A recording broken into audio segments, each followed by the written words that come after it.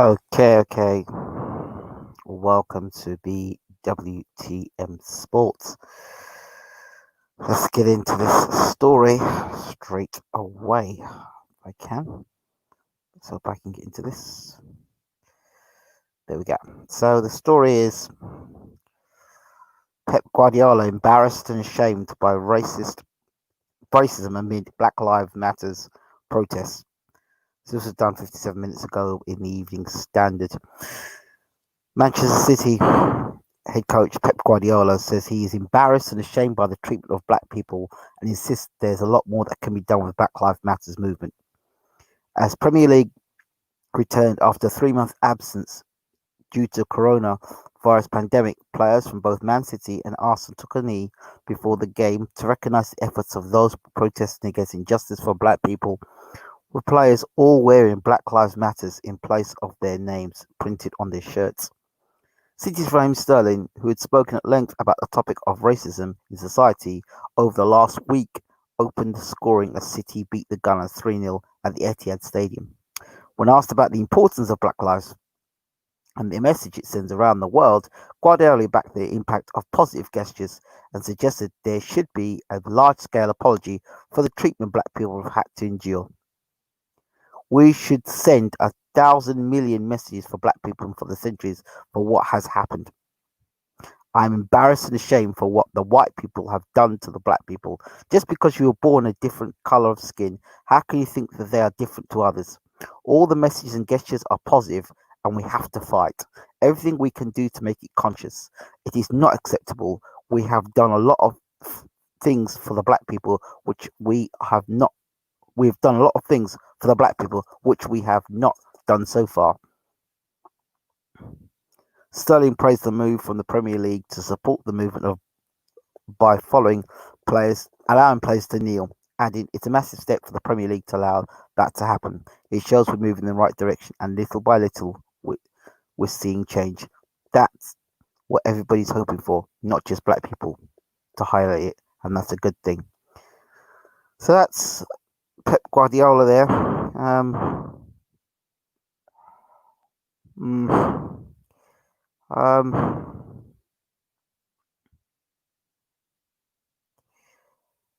it's an very interesting thing that Pep Guardiola's gone and done there. Let me just bring this back here. I hadn't pulled this back because obviously I'm trying to get the picture of it. That's the Man City players and Man City player, and then Aubameyang, maybe Arsenal player there. Um, yeah, it's what Pep Guardiola did there. To be honest with you, was pretty interesting. What he's done, what he said there when they asked the question of him. I'm trying to bring this back up. Let me go back here. Yeah, when they've asked Pep Guardiola the question, I think that was not a prepared script, not one of your politically correct media prepared scripts. That was him speaking completely, I believe, from his heart. He was very. He said some things there that you don't generally expect from pundits or managers in the Premier League, to be honest, to speak out like that. I think, to be honest, Pep Guardiola has spoken more sense than John Barnes has. Big fan of John Barnes, but seems anything there's a bit of racism, they wheel out John Barnes to kind of pacify us, and I'm sick and tired of it. Barnes is a good player, and of course, in his era, he put up with a lot of racism, but you know what Pep Guardiola has done today is made a stand. Whether he will get persecuted for it afterwards, I don't know. But he made clear to mention the word white people and black people. He could have said, we've treated them wrong. We've treated black people wrong throughout the centuries. He made it clear to state, no, white people. So he was not biting his tongue there whatsoever. And that's interesting that Guardiola decided to do that. Very interesting. I'm not sure if it's something he thought about for a while, He's recently the death of his mother. His mother recently died because of the coronavirus. I don't know if that sent him over the edge. I don't know. Then he can apologize and say, you know what, was because of the death of my mother. I don't know if that is. I can't tell. But what I do know is that what he's saying is correct. He's not lying. So he's not lying. He's not all white people, but it's the ones that have been in a position of power. They're the ones that have made the decisions and have caused a lot of pain. But moving away from that for a second, this is all well and good, but we know the Premier League already has had their kick out racism, but they kick out racism. But while they're talking about kick out racism, they're still accepting that they're still having um, a whole lot of non-black managers in the Premier League, a whole lot of non-black managers, and there are a lot of white managers that are just not up to the task.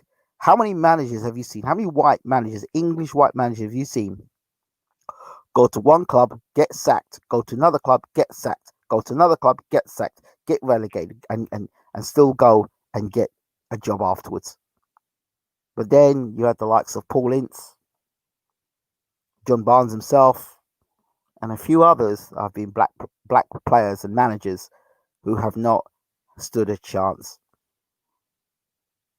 and it is very interesting.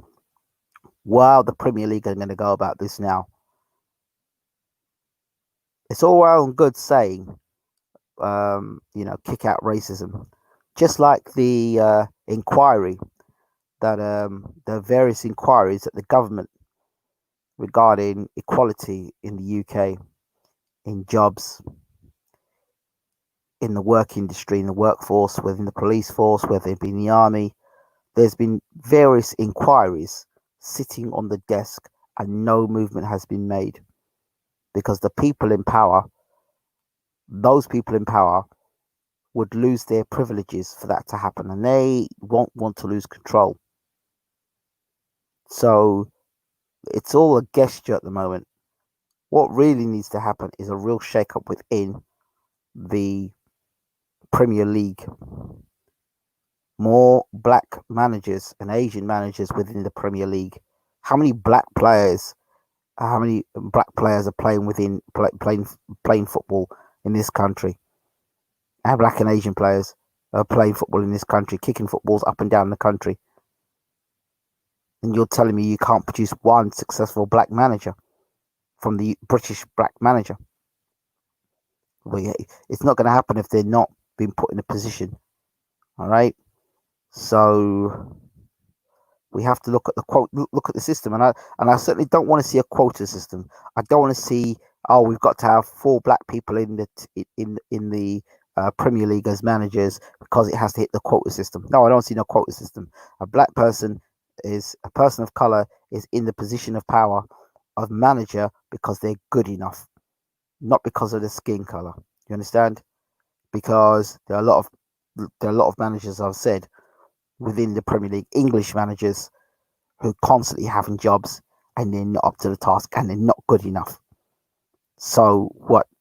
There's no opportunity for a black or an Asian person to come in and do a job. Is that the case? Oh well, there's not enough talented black managers around. Well, not enough opportunities. I can go into cricket for you. Cricket is a racist sport, very racist sport. I know it firsthand. And there are ways to stop and block. And David Lammy, who's jumping up and down now, talking about Black Lives Matter and all the stuff. What happened when I came to David Lammy many years ago in Tottenham? And I asked David Lammy, I came into his office and said to him, look, I'd like to rebuild and get that. I'd like to rebuild the cricket academy that used to be in Harringay. There used to be a cricket academy, a cricket school in Harringay. A lot of young black players, cricketers, used to go in there, black and Asian players, and white as well, who used to go to a cricket school. It's like a cricket academy where you would go there, you'd do your cricket, but you'd also do your studies as well. And I said to David Lammy, it would be great for the area of Tottenham to have that.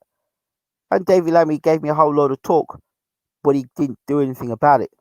Here's a young black man who had vision, who had the ability to go and do those things. And Lammy looked me in the eye. David Lammy looked me in the eye, said all the good, sweet things, but when it came down to it, he couldn't do a thing. He wouldn't do a thing. So for me, and that was a young black man then who had a vision for something, because it wasn't in his interests. And that's what I'm talking about. You see these people jumping up and down in front of a camera when the camera's on them, but this is what I'm talking about. These are the things that concern me. It's not about talking and then throwing out pieces of, leftovers or quota systems. Within the cricket, going back to cricket, how racist cricket is, okay? And I'm telling you firsthand how the system works, how it locks you out. I'm a level 2 coach. I should be a level 3 or level 4 coach.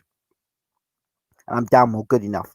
A lot of these level 3 coaches walking around, level 3 coaches that are walking around. Yeah. I have taken my teams on a number of occasions and whooped their teams left, right, and centre. The way it works in cricket is that you get to a level 2 and then you've got to get referred by one of these level 3, level 4 coaches, right?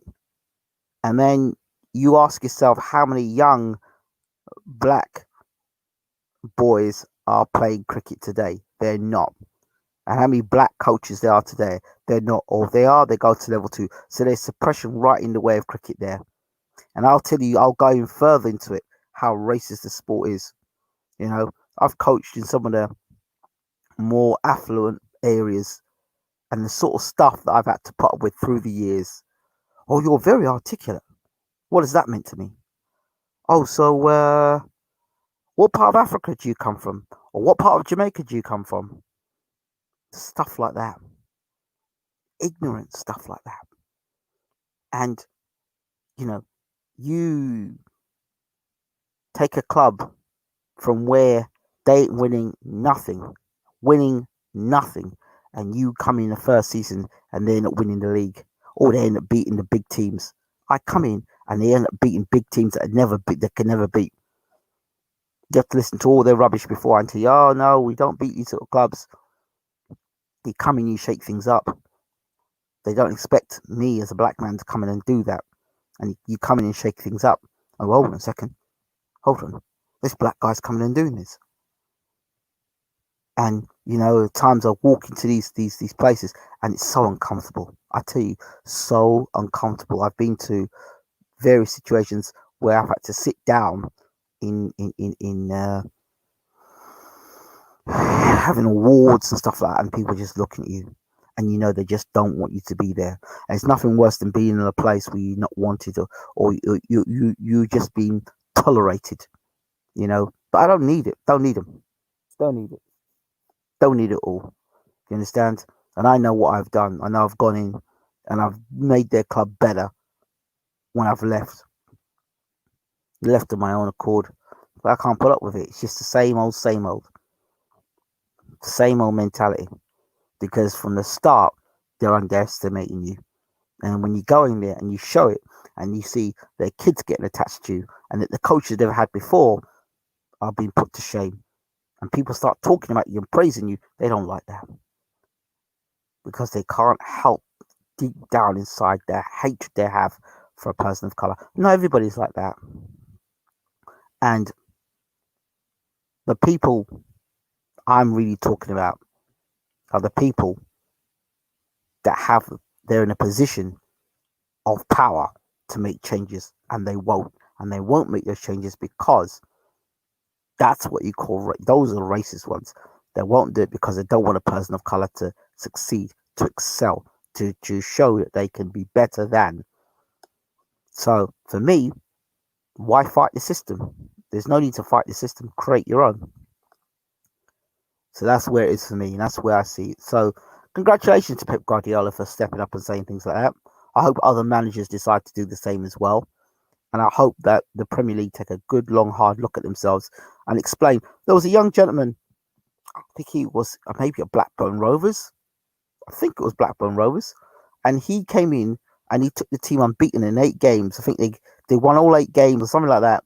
And they drew They weren't losing any games. They were getting ready for promotion. And they sacked him. What is sacking? What are you sacking a football manager for who's bringing success to your club? Racism. Racism. Do you understand? So the Premier League, for me, have to show me they've got so many black players running through the Premier League. Some of the best players in the world are black players running up and down. But in the Premier League, the best league in the world, hasn't got a black manager. So, but yet you've got black players running around the field. Why is that? And if the managers are not good enough, why is that? Are there opportunities for them to learn? Why do they have to work? Why do they have to be coaching at lower league football? Surely some of these white managers that are around that are not good enough should go and do some coaching at lower league football. Huh? The same ones over and over again, getting jobs over and over again. They're not good enough. Steve Bloody Bruce, one. All the time. Steve freaking Bruce. He's here, he's there, he's everywhere. There's a lot of them. There's a bunch of them like that. And it's time to see new blood and fresh ideas. Are the Premier League going to do that? Now's the time to find if they're going to do that. If there's ever time the Premier League is going to do it, now's the time for the Premier League to do it. So, it was taking the death of Pep Guardiola's mother for him to go off the rails and make a statement, which is not the sort of statement we hear every day from football managers. If it's that that's done it, and you know, my deepest sympathy goes out to Pep Guardiola at this time. But if it's that that's made him speak out and he's given him the courage to speak out, then fine. I mean, I did hear some stories before about Pep Guardiola having issues with players of colour, but I don't know if that's media talk or what. But for him to come out and say what he said today, as I said, full respect to Pep Guardiola, and I hope that there is going to be change in the Premiership, and I hope it's not just a gesture, people going on down on one knee, because that doesn't make change. The real change happens at the top, and for the change to happen at the top, then there needs to be some colour at the top, not just in positions of management, but executive positions. People who know the game, have played the game, and are successful at the game, and there's quite a few black players that are around, not just mascots like Rio Ferdinand. I don't want to see no mascots. I want to see people who've got influence and power and can make changes, can make laws and change laws that are not white. That's when you start seeing, when you give a black man or a person of color that's non-white, put them in positions of power within the Premiership to make real changes and real laws. That's when you know the Premier League is on the progression. Why is it little change that's been made or little bits of change? Why should it be like that? Why should it be the case of that? Changes should be radical. It should be like, this is not acceptable, and that's it. But again, it's the mentality of those at top. Those at the top find it acceptable. Find it totally acceptable. So that's my point. That's my thoughts there. Congratulations again, Pep Guardiola, on what you've had to say. But it's the Premier League. It's time to step up. It's absolute time to step up. Enough is enough. Enough is enough.